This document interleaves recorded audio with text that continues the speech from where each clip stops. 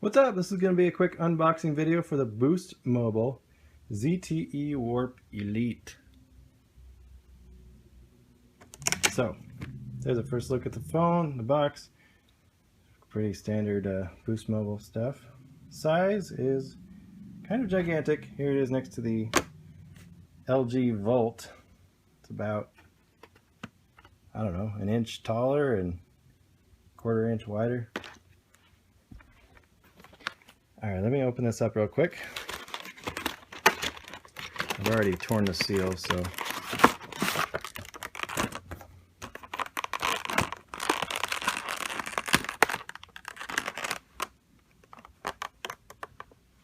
hang on.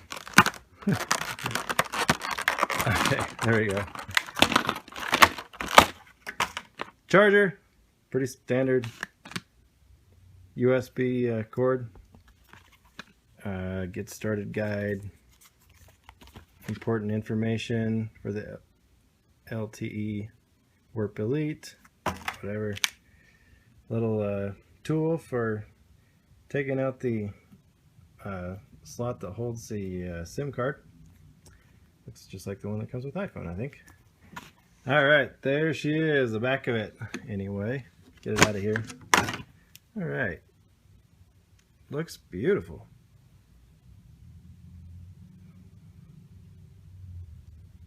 Let me go through the design elements here. Front screen, front camera, I think, what is that, 5 megapixel? Yep, and there's the 3 buttons there at the bottom. Those light up. Here's the left side with the SIM card slot. Top with the headphone jack there. Sorry, it's not really focusing. And right side with the volume rocker on the top and SD card slot up there. Power button. And the bottom with regular micro SD slot, microphone hole. 13 megapixel camera with flash, and I'm assuming that's a microphone there for the camera. And there's a speaker hole there, whatever that's called. Alright, it's a pretty good looking phone. One thing I noticed right away is the screen here comes out a little bit farther than the rest of the case. Now you can't, I don't know if you can really tell. I'll try to turn this so you can see the reflection. If you look real close there, the screen is actually inside of a lip, so it's sort of protected with this plastic kind of ring that goes around the screen. And it is Gorilla Glass 3, I think it is. Corning Gorilla Glass. It just says Corning Gorilla Glass here on the box, but I think it's like the 3rd version or something like that. It's probably okay, but I do worry that just having the design like that, you know, you drop it and it hits one of those corners, it could crack off, if not the screen, it could crack off a little piece of that that little protective plastic ring thing. So I don't know. I like it. It feels good. The weight is kind of proportional to the size. Feels pretty good. I don't know what this case is made out of. I think it's plastic, but I can't really tell. It could be aluminum. It's all one piece. I can't really tell except for the bottom. Anyway, but it looks good.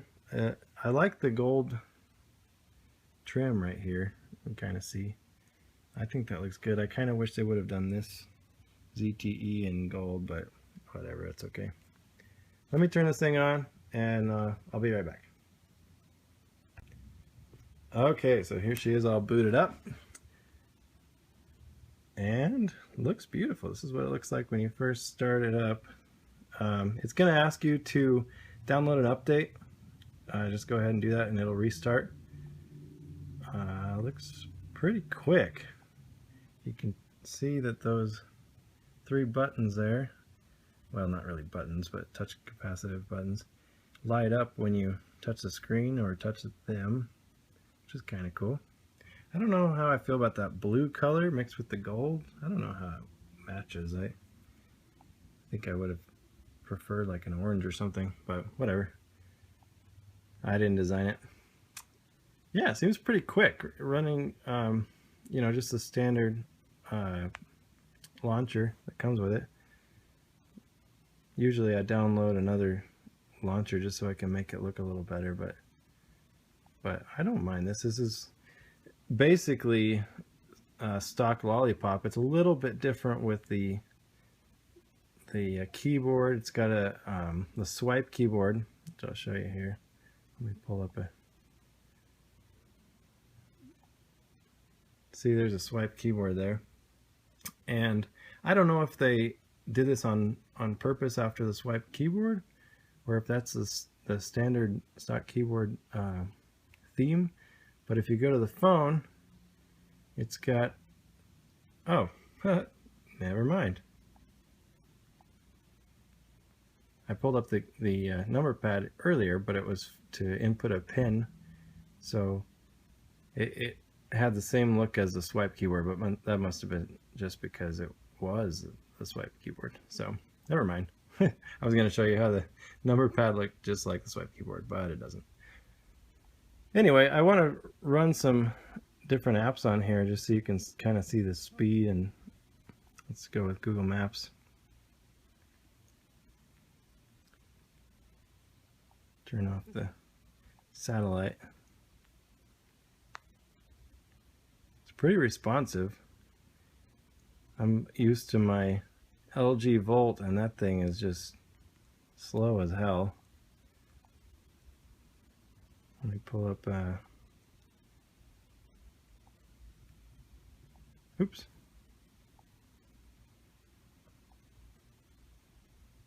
All right. Pull up a website.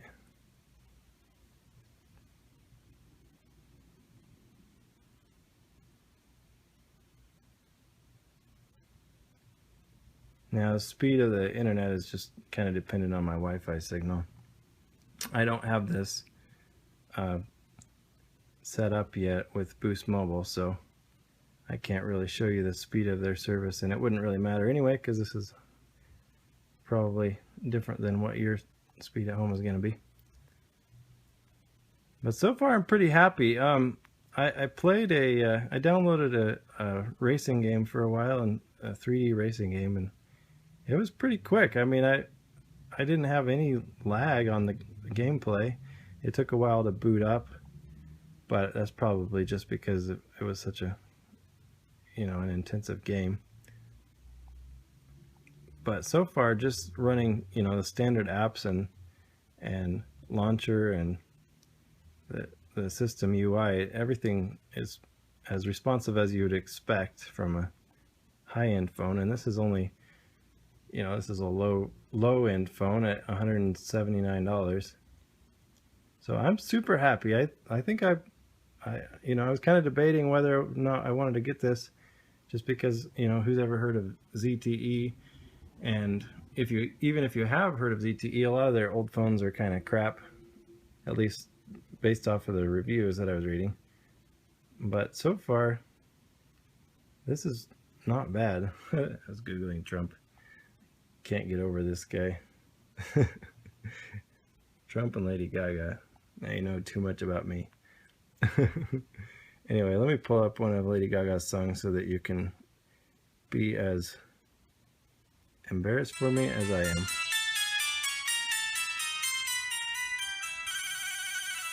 Oh God, what was she doing? What is she thinking? She's so weird. Sounds good. It does have Dolby, oh yeah, there. Oh, let me shut that off. That's annoying. I do like that YouTube does this, but not when I'm making a video. It's got this Dolby audio, but I mean, you know, that's not going to really change anything with the tiny system speaker. I'm kind of down to try this with my headphones and see how it sounds. It's got some demo here, but again, doesn't really do it justice with that tiny little speaker, I'm assuming. So yeah, everything runs awesome. This thing's a good phone. I think it was a good choice to buy it.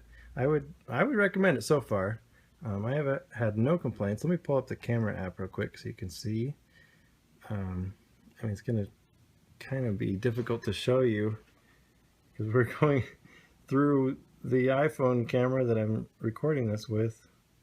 But there's all these settings. You know, HDR, panorama.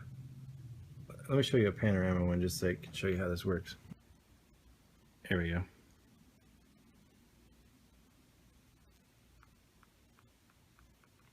You just move it when it says to, just like a regular panorama, whatever. Good enough. Now it saves. Let's show you the HDR. This was a little disappointing that it takes so long. Here, let me take an HDR picture. See, it says saving down there. Kind of takes a while. I mean, it's not forever, but when you're trying to take a picture really fast. Multi-exposure, macro. Macro's cool. Does it do anything different? How does it have a macro setting? That doesn't even make sense. Oh, maybe. Nope, I don't know.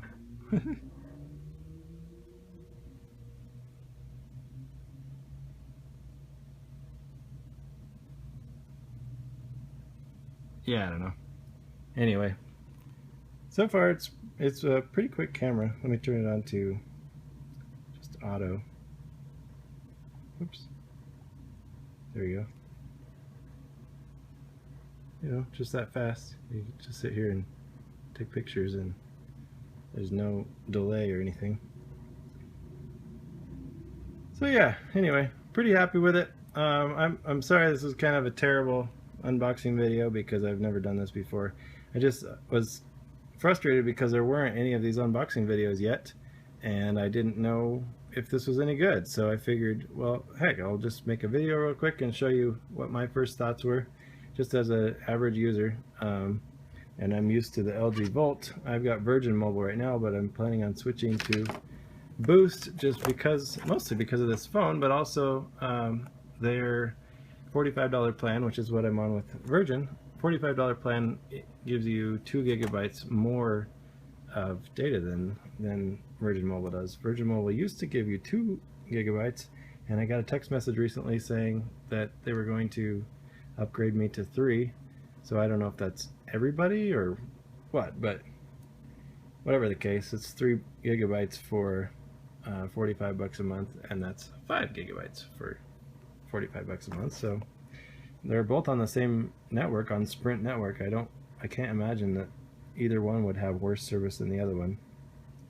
So I'm kind of looking forward to trying out Boost Mobile, and you know, I'll activate it soon, and then I'll be able to tell you. Probably won't make any more of these videos because by then everybody else will have made one, because I'm pretty sure these are going to sell pretty quick. But if you're debating whether or not to buy it, I'd say go for it.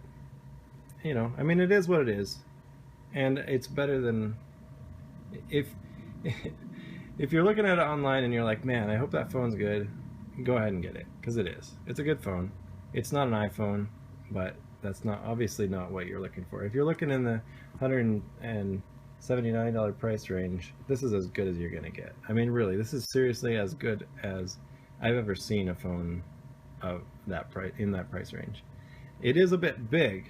If you're a one-hand user, as I am, then I mean, consider. I mean, if you have a tiny little hand, then maybe not. I mean, I'm used to this, and it's going to take some adjustment. You know, I can touch everywhere on the screen with my thumb if you know, without stretching too much. This is starting to sound really sexual. Anyway, but this is just a little bit, it's going to take some adjustment, but whatever. I'd say go for it. Buy it. I did.